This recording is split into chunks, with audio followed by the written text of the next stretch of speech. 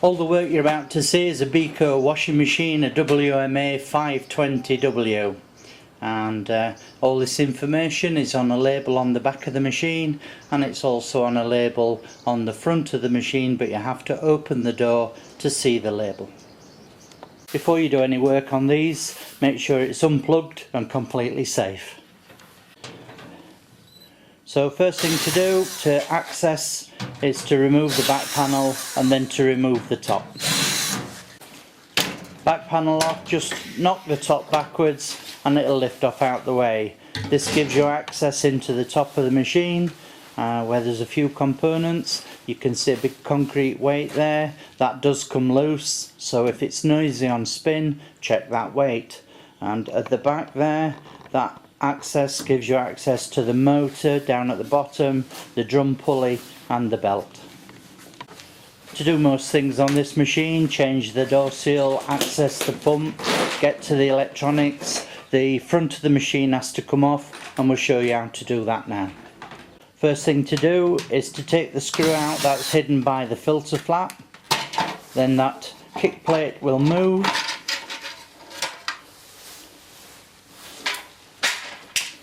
Next thing is 3 screws under the front panel. Do the 2 outer ones and leave the middle one in, because we're just going to do a few more bits, but get them 2 out of the way and done. Sometimes they can be rusted in, but before you do the final one, we're going to do the door seal and door lock.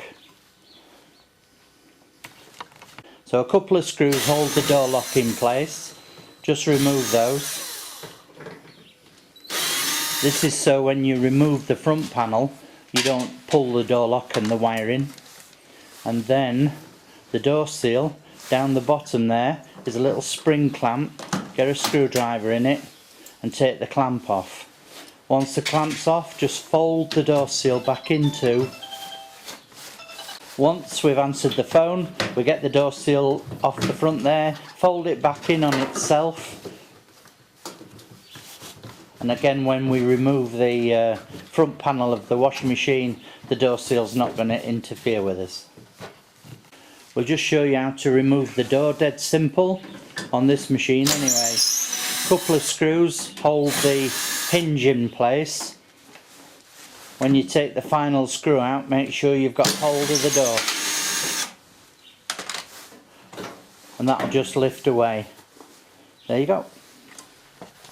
Okay, we're ready to take the central screw out the bottom now.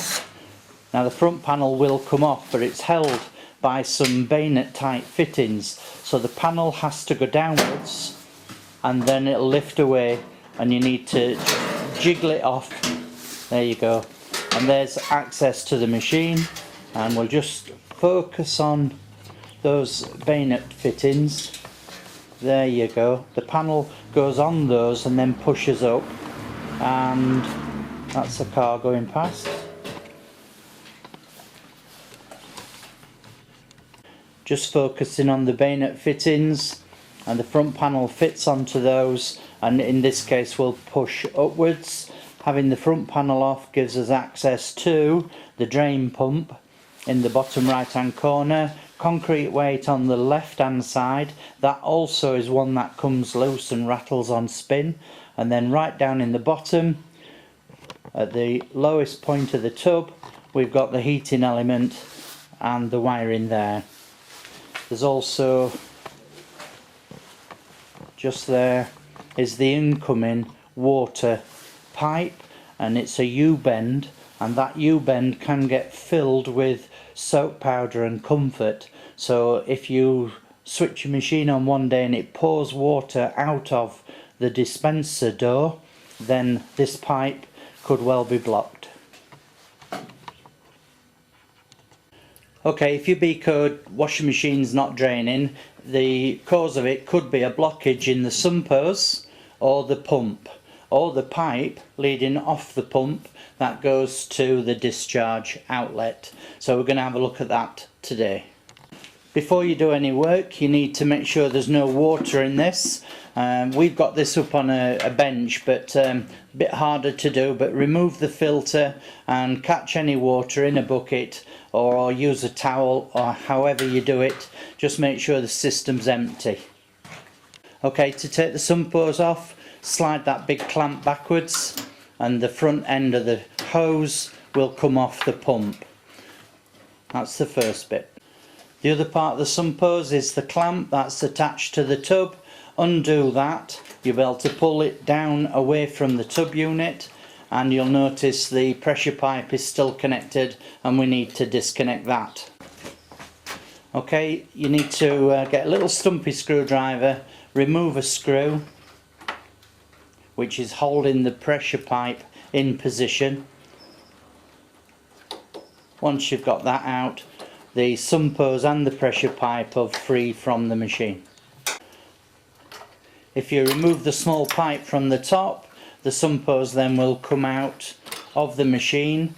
Inside the top of the sumphose is a valve, and that is like a tennis ball, if you like, and the idea is when the sumphose fills with water, the ball floats upwards, so it's like a detergent recovery system, and it makes sure the powder you put in doesn't get washed all the way down into the pump when you first start your machine up.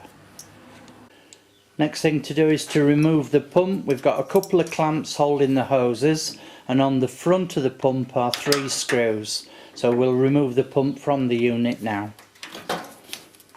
That's the hoses disconnected, and then 3 screws on the front keep the pump located.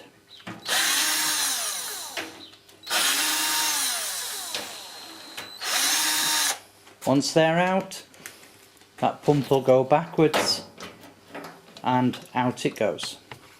Splitting the filter unit off the pump, and you can see just how much dirt and residue was left in there. All that would have affected this pump from working. Refitting the plug is a reversal of taking it off. Just line your 3 little bayonet lugs up and turn the pump, and it'll just hold in place while you put the screws in.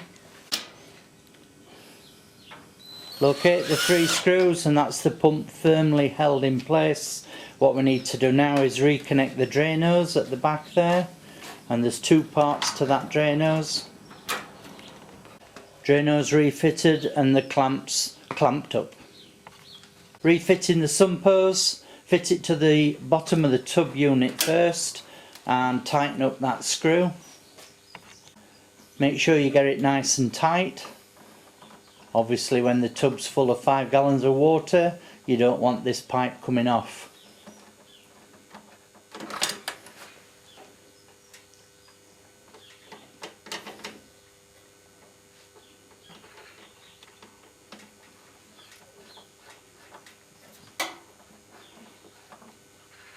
When you've got it tight, just check that everything is okay.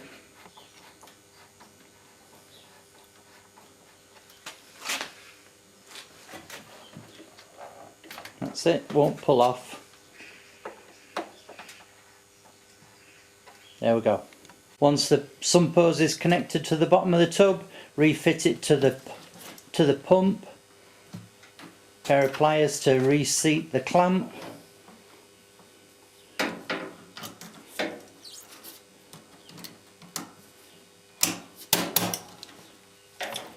Okay, that's the hose on. Don't forget to plug the wires back in. If you've got 2 wires separate, don't worry about which order they go into, and if you've got a plug then it'll be keyed so it only fits one way anyway. Refit the small pipe onto the pressure pot and then put that screw in to locate it. So that's one drain pump removed and refitted, and the sumphose removed and refitted, and everything connected back together. Next we're just going to have a look at the heating element, which is just there. This element in particular has a thermistor already fitted to it. A thermistor is an electronic type of thermostat, and it's just a little plug and then the earth. So 2 wires, thermistor plug and an earth cable, and that will leave the element ready to come out of the tub unit. And the element's located with a central bolt with a nut on it, and that squeezes it and expands a rubber block. So to remove it, you need to undo the nut on that stud, and then to unsqueeze the block you need to tap the element into the washing machine like that. And what that's done now, it's removed a metal expanding piece from the rubber that has been sealing that element in. Okay, to remove it, get a screwdriver under the sides and it will come this way.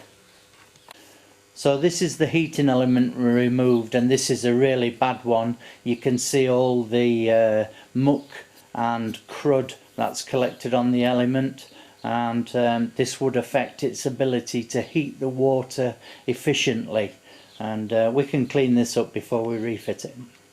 Right, we've cleaned up the element, and just to point out, the thermistor is through that bracket. When this element's fitted into the tub unit, you won't get that thermistor out of there because the rubber will be all squeezed up and holding it very, very tightly.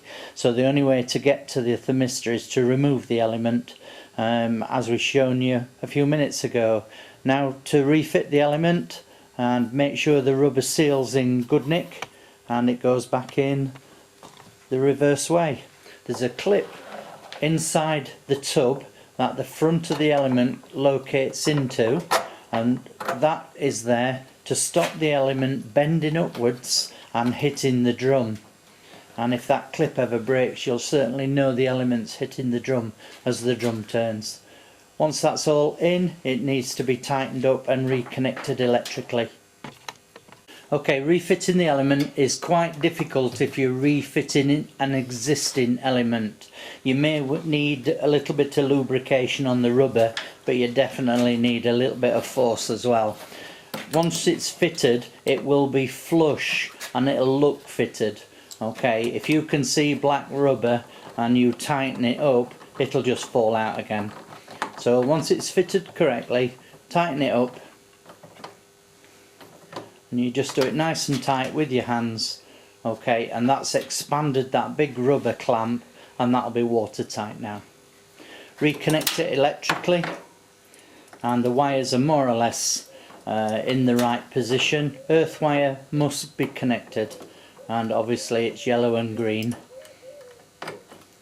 The two terminal connections, and then the thermistor goes in as well.